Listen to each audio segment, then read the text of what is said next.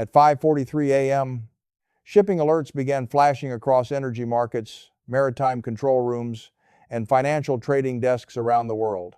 Tankers moving through the Persian Gulf were suddenly being rerouted, insurance rates were spiking, and naval tracking systems showed a rapid increase in military activity near one of the most important waterways on Earth.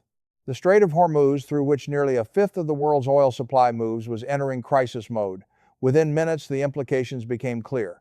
This was no longer just another geopolitical dispute between the United States and Iran. This was a direct threat to the arteries of the global economy. The escalation had been building quietly for weeks. Washington had intensified pressure on Tehran through sanctions, military deployments, and increasingly aggressive rhetoric. Iran responded with warnings, signaling that if its economy continued to be strangled, the region's stability could not be guaranteed. At first, many analysts treated the threats as strategic posturing. But in geopolitics, repeated signals often precede real movement, and now, movement was everywhere. U.S. naval forces increased their presence near key shipping lanes, surveillance aircraft intensified operations. Regional military bases moved into higher readiness. Cargo companies issued emergency advisories. Tanker operators began recalculating routes in real time. The crisis was no longer theoretical, it was operational. The Strait of Hormuz matters because geography matters. It is narrow, heavily trafficked, and impossible to ignore. Oil from Saudi Arabia, Iraq, Kuwait, the UAE, and other producers flows through this corridor toward global markets. Even a partial disruption can send shockwaves through energy systems worldwide. That vulnerability is what makes the strait strategically powerful. You do not need to close it completely to create panic. You only need to create enough uncertainty that markets begin pricing in risk. That process had already begun. Oil prices surged within hours of the first reports. Traders understood the stakes immediately. If tankers slowed, if insurance costs kept climbing, or if military incidents escalated further, supply chains across the world would feel it. Energy markets react not only to shortages but to fear of shortages, and fear was spreading fast. Futures contracts climbed sharply as investors scrambled to hedge against potential disruptions. Analysts warned that prolonged instability in the strait could trigger inflationary pressure far beyond the Middle East. This is how local tensions become global economic events. Inside Washington, emergency meetings intensified as military and economic officials assessed the rapidly evolving situation. Publicly, the administration framed the naval buildup as a defensive measure designed to protect international shipping and maintain freedom of navigation. The message was meant to project strength and control, but behind the scenes, officials understood the danger of escalation in such a confined and sensitive environment. One miscalculation, one confrontation, or one misread signal could trigger consequences far beyond what either side intended. Iran, meanwhile, adopted a strategy built around pressure without direct conventional confrontation. Officials warned that continued economic warfare would produce regional instability, while military leaders hinted at the country's ability to disrupt maritime activity if necessary. Tehran understood a critical reality. It could not match the United States militarily in a direct conflict, but it did not need to. Its leverage came from geography, asymmetry, and the global dependence on uninterrupted energy flows. That is what made the situation so dangerous. A weaker power still had the ability to disrupt the system itself. Shipping companies reacted quickly to the rising threat level. Some tankers slowed movement through the region. Others altered routes where possible. Maritime insurers raised premiums sharply, increasing costs across the supply chain. Every additional dollar in transport risk eventually translates into higher prices somewhere else: fuel, goods, manufacturing, logistics. The economic effects were already beginning to spread before any major military confrontation had even occurred. Financial markets reflected the growing anxiety. Global stock indices turned volatile as investors moved money towards safer assets. Energy stocks surged while airlines, transport firms, and manufacturing companies faced pressure from rising fuel costs and uncertainty. Gold prices climbed as investors sought protection from geopolitical instability. Bond yields shifted lower as capital flowed toward perceived safety. The market reaction carried a clear message. This was not being viewed as a temporary headline. It was being treated as a systemic risk event. Allies of the United States also grew increasingly uneasy. European governments called for restraint and diplomatic engagement, fearing that escalation could destabilize both energy supplies and already fragile global growth. Asian economies, heavily dependent on imported oil flowing through the Gulf, monitored developments closely. China, India, Japan, and South Korea all understood the same thing. If the Strait of Hormuz becomes unstable, the entire world economy feels it. That shared vulnerability is what gives the region such outsized geopolitical importance.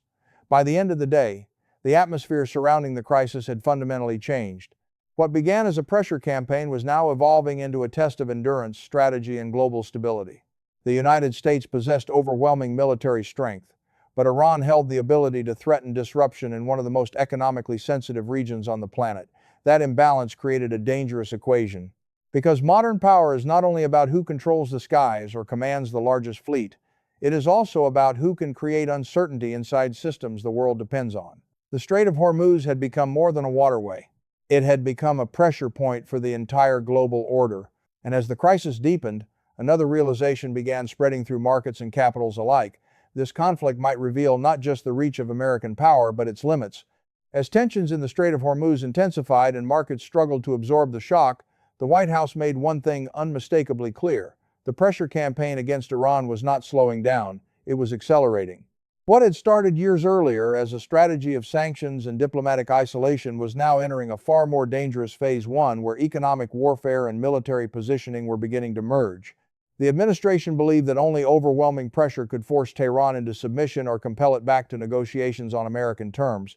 But as the strategy escalated, so did the risks surrounding it. Because maximum pressure does not exist in isolation, it creates reactions, countermoves, and instability that can spread far beyond the original target.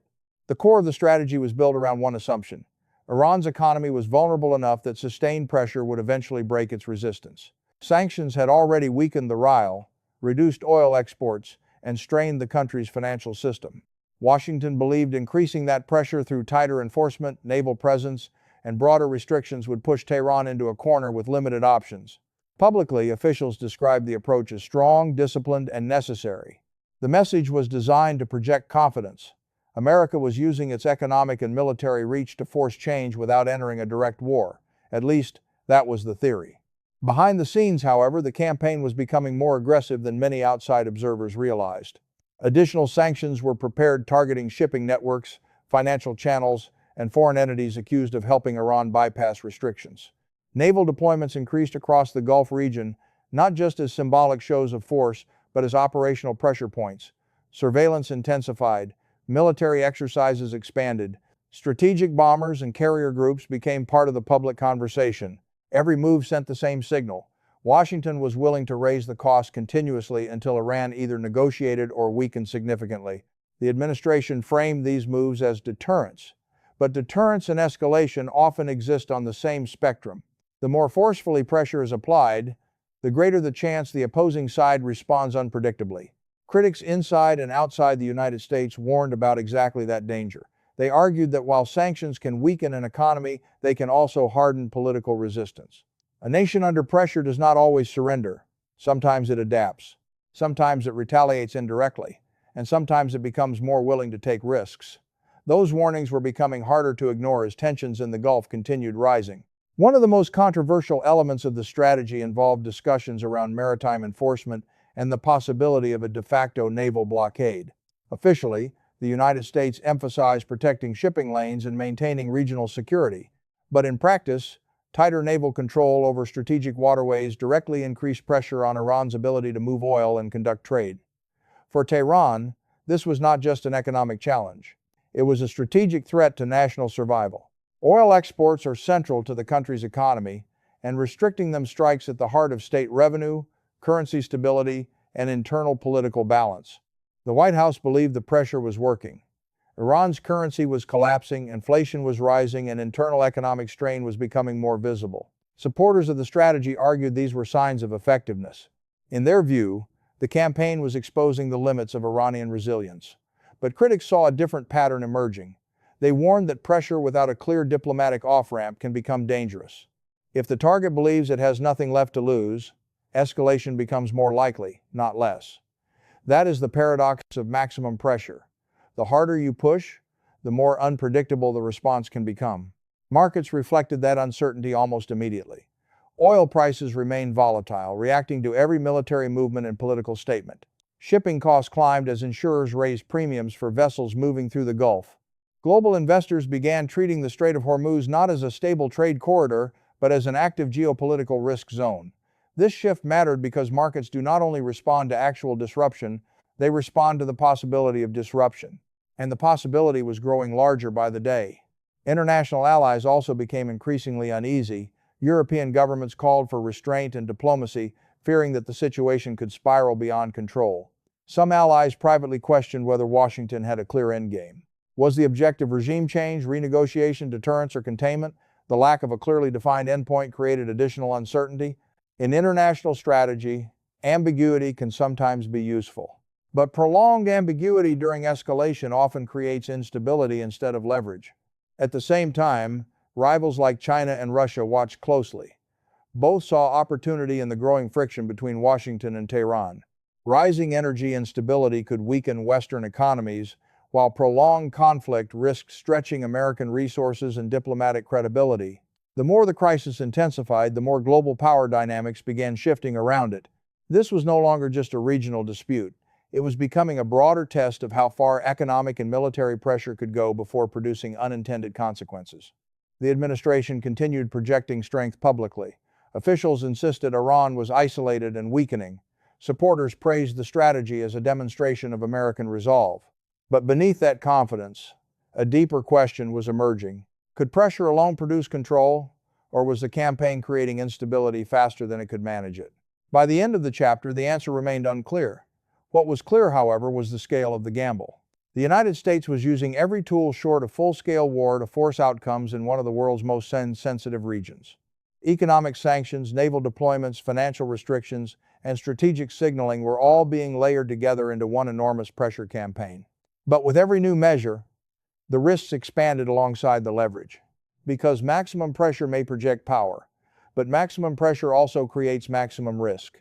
As the United States intensified sanctions, increased naval deployments, and tightened pressure around the Strait of Hormuz, many in Washington believed Iran was running out of options. The rial was collapsing, oil exports were under threat, and military pressure was growing by the day. Publicly, the White House projected confidence, arguing that maximum pressure was weakening Tehran's ability to resist. But beneath the surface, another reality was emerging. Iran was not preparing for surrender, it was preparing for adaptation. And in the modern Middle East, adaptation can be just as dangerous as direct confrontation. Iran understood a fundamental truth that shaped its entire response. It could not defeat the United States in a conventional war.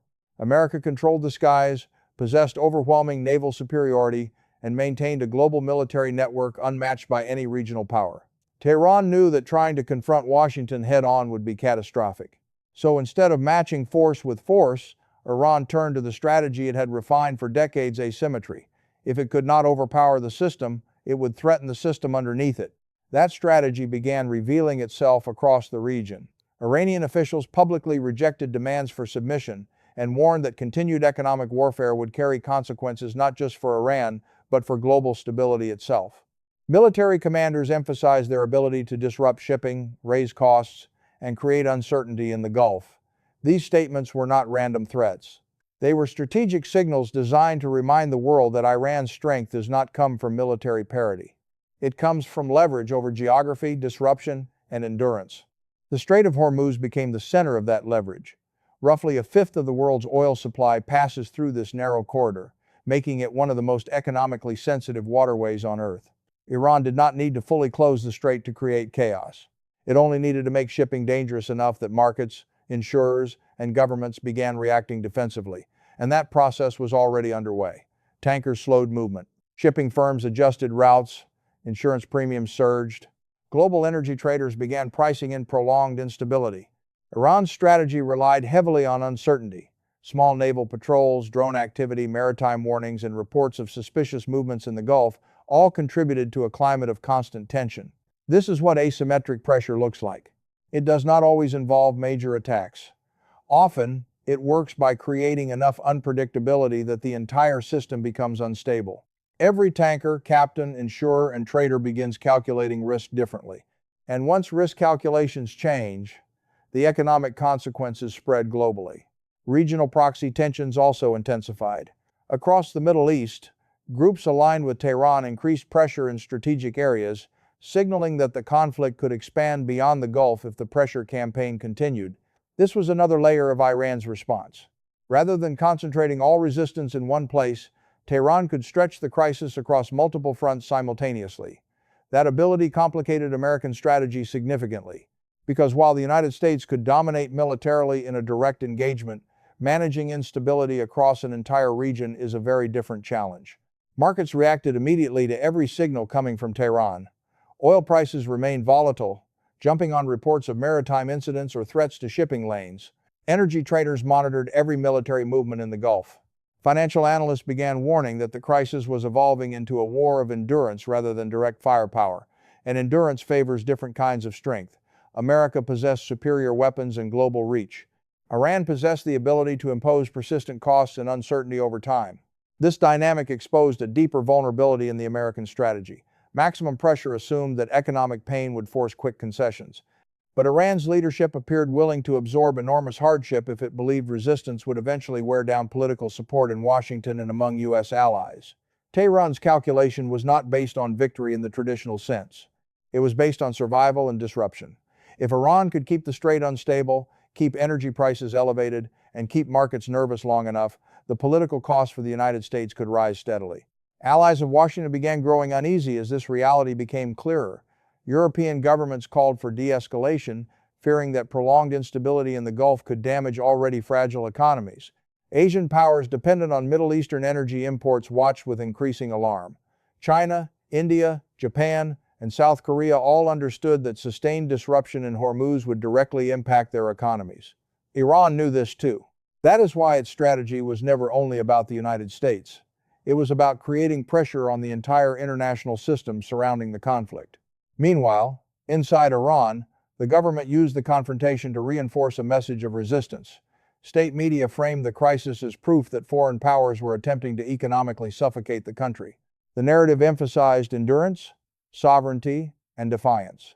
Economic conditions inside Iran were deteriorating rapidly, but politically, the external pressure also created space for hardline voices, arguing that compromise would only invite more aggression. This is another danger of pressure campaigns. They can strengthen the very factions they are intended to weaken. By the end of the chapter, one reality had become impossible to ignore. The United States still controlled overwhelming military power. Its aircraft carriers, destroyers, and surveillance systems dominated the region militarily. But Iran was proving something equally important. A weaker power can still create massive disruption if it understands where the global system is most vulnerable.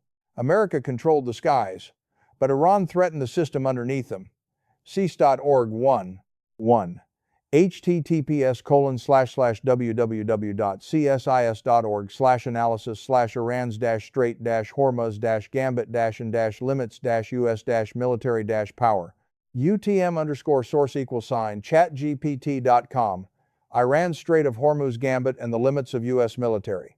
As tensions in the Strait of Hormuz intensified and Iran's pushback strategy became more visible, the crisis spread far beyond the Middle East.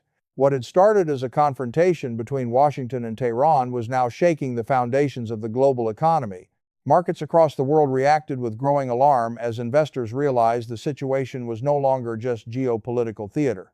It was becoming a direct threat to energy flows, supply systems, inflation, stability, and global growth itself. The world economy runs on movement ships, fuel, trade routes, logistics, and one of its most important arteries was suddenly under pressure. Oil prices surged again as traders responded to the increasing risk around the Strait of Hormuz. Every new military deployment, every maritime warning, every report of tension in the Gulf pushed prices higher. The reason was simple. Markets understood that even a partial disruption in Hormuz could remove millions of barrels of oil from smooth global circulation. You do not need a complete blockade to create panic. You only need enough uncertainty that buyers start preparing for shortages. That preparation itself drives prices upward. By the end of the week, crude markets were moving not on supply data alone, but on fear. The consequences spread quickly through financial systems. Global stock markets turned sharply volatile as investors reassessed economic risk. Major indices in the United States opened lower, with industrial, airline, and transportation sectors leading the declines. Airlines were hit especially hard because rising fuel costs immediately threatened profitability. Logistics companies faced uncertainty over shipping routes and insurance costs. Manufacturers worried about energy prices and supply chain disruptions. Investors began selling companies most exposed to global trade and operational costs. The market reaction was broad because the threat was broad. European markets followed the same pattern. Economies already struggling with inflation and slowing growth were particularly vulnerable to another energy shock. Industrial sectors weakened as businesses prepared for higher costs and tighter margins. Energy-intensive industries, from chemicals to manufacturing, faced renewed pressure. Governments across Europe monitored the situation closely because they understood the political risk as well. Higher energy prices do not just affect corporations, they affect households. Fuel, electricity, transportation, and food prices all become more expensive. Economic pressure quickly becomes political pressure. Asian markets reacted overnight with equal concern. Countries heavily dependent on imported oil from the Gulf faced immediate vulnerability. China, India, Japan, and South Korea all rely significantly on energy flowing through Hormuz. Any prolonged disruption would force them to compete harder for alternative supplies, increasing costs across the region. Traders in Tokyo and Hong Kong began moving capital towards safer assets as uncertainty spread. Export-driven economies feared that higher energy costs and slowing global demand could weaken growth simultaneously. This was no longer a regional issue, it had become a worldwide risk event. Safe haven assets surged as investors searched for protection. Gold prices climbed sharply as uncertainty increased. Government bonds, particularly U.S. Treasuries, attracted strong demand, pushing yields lower. These moves reflected a classic market response to geopolitical instability. When investors become uncertain about growth and stability, they shift capital toward assets perceived as safer and more reliable. But the scale of the movement suggested something deeper than routine caution. This was not just nervousness, it was fear of systemic disruption. Shipping costs became another major concern. Insurance premiums for vessels traveling through the Gulf rose dramatically as the threat environment intensified. Shipping companies began recalculating routes, timelines, and operational risks. Every increase in transport cost eventually spreads through the global economy. Goods become more expensive to move. Delivery timelines become less predictable. Supply chains lose efficiency. In a world already strained by inflation and previous disruptions, the additional pressure was significant. Businesses began warning that prolonged instability in Hormuz could create ripple effects across manufacturing, retail, and consumer markets worldwide. Analysts across financial networks started framing the crisis through a familiar but powerful lens. Markets can survive conflict. History has shown that wars and geopolitical crises do not always destroy economic systems. But markets panic when supply systems become unstable. And that is exactly what the Strait of Hormuz crisis threatened. This was not only about military tension, it was about whether the systems that power the global economy, oil flows, shipping routes, and energy pricing could continue functioning smoothly under pressure. The contrast before and after the crisis became impossible to ignore. Before the escalation, the situation was viewed as another geopolitical dispute, serious but manageable. Markets believed tensions could be contained through diplomacy or limited confrontation. After the naval buildup and Iranian response, the perception changed entirely. Investors were no longer pricing in tension, they were pricing in disruption. That distinction matters enormously because once markets begin anticipating disruption, behavior changes. Companies delay investment, consumers reduce spending, governments prepare contingency plans, fear becomes economic reality. Inside central banks and finance ministries, concern grew rapidly. Policymakers understood that another energy-driven inflation shock could undermine already fragile economic recoveries. Interest rate decisions, growth forecasts, and fiscal plans suddenly became harder to manage. Economic systems function best under predictable conditions. The Strait crisis was creating the opposite: persistent uncertainty layered on top of geopolitical risk. That combination is difficult for any economy to absorb smoothly. By the end of the chapter, one truth had become undeniable. The crisis was no longer confined to warships in the Gulf or political speeches in Washington and Tehran. It had entered the bloodstream of the global economy. Oil, shipping, inflation, markets, currencies, and supply chains were all reacting simultaneously. The world was being reminded of something modern globalization often tries to forget. Stability depends on vulnerable systems remaining open and predictable. And right now, one of the most important systems in the world was beginning to shake.